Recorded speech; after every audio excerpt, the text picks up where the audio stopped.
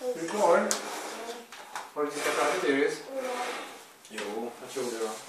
Ska du ta och torka av dig? Jag tror att du är lite blöt på det, allt möjligt. Fötter och händer och allt. Va?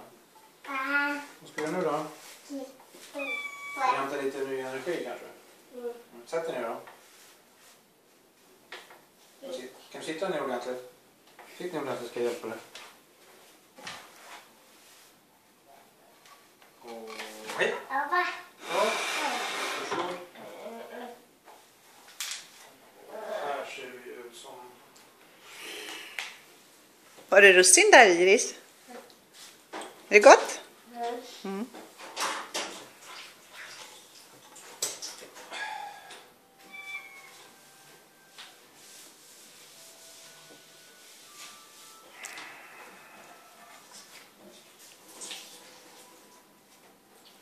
Är din blöja blöt nu?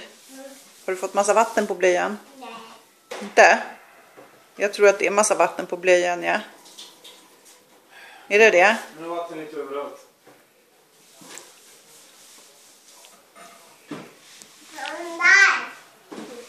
Va?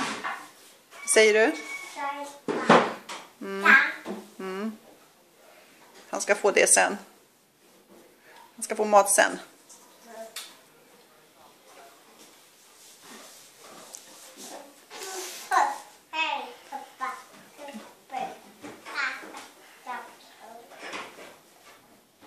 Skottluckan blir ren i alla fall.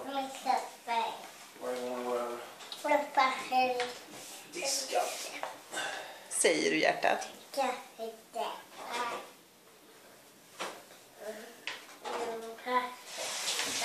Äter du kokos?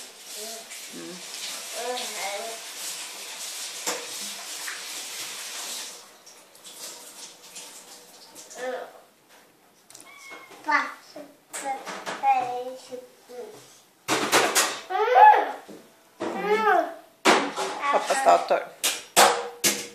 Pappas dator.